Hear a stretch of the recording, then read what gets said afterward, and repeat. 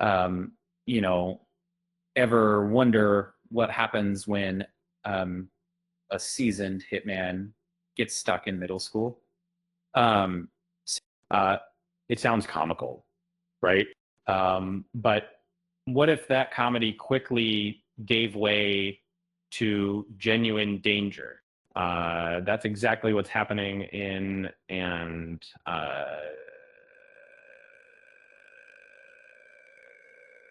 After watching episode 2 and realizing this anime isn't playing around. the first episode was quirky, a bit awkward, and hinted at emotional depth.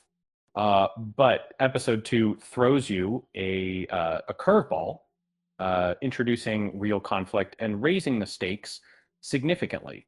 Um, it takes everything we loved from the premiere, the humor, the heart, and the action, and pushes it forward in unexpected ways. Uh, we start with Tuzo still adjusting to school life. His classmates try to include him, suggesting he join group chats, but he remains socially awkward topics. Honestly, it's understandable.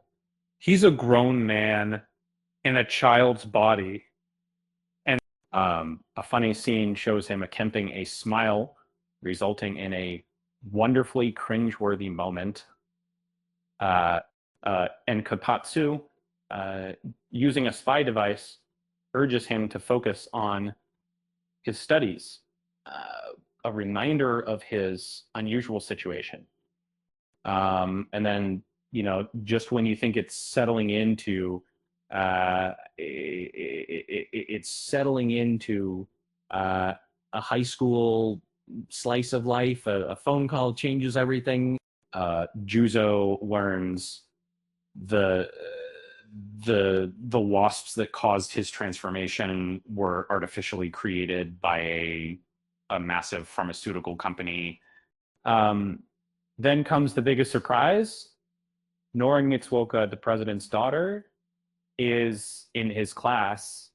Norin initially appears as you'd expect, aloof and untouchable. Um, she dismisses Juzo, but her character quickly becomes more complex.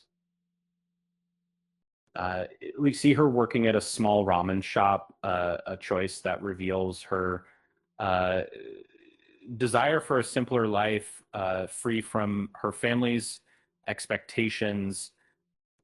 She's been treated like an adult since childhood, surrounded by people who saw her as a future business partner, not a kid. This explains her guarded nature and makes her surprisingly relatable. The the Seeing her work at the ramen shop, wanting to escape the life laid out for her, was a powerful moment.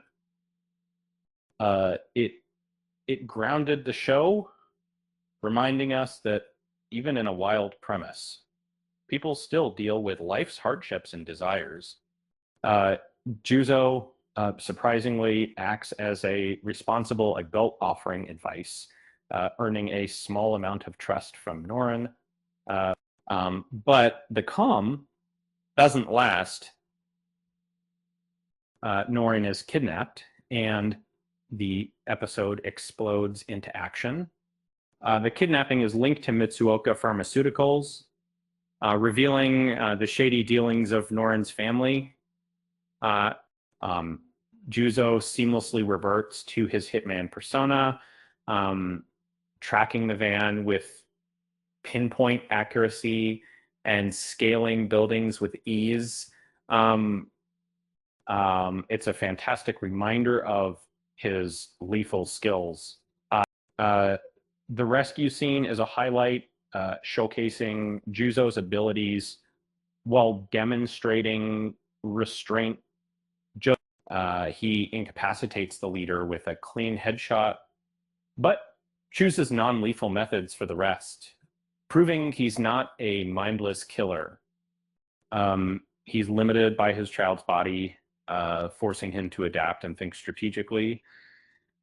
It adds tension without diminishing his skills.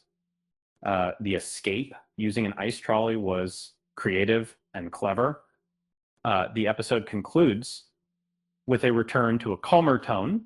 Norrin wakes up, unsure if it was a dream, but small details prove otherwise. She confronts Juzo, but he deflects. He changing the subject, and then in true Juzo fashion, he asks for free ramen. This moment perfectly encapsulates his character, saving a life, then immediately thinking about food, and is building towards something bigger, a narrative filled with conspiracy and characters with um, genuine depth. If it continues to balance action, comedy, and character development, it could become one of the best anime series of the season. Uh, Speaking of balance, did you hear about the hitman who opened the bakery? Uh, he was really good at uh, making assassinations. I mean, pastries. Um, with that said, thanks for watching, and until next time,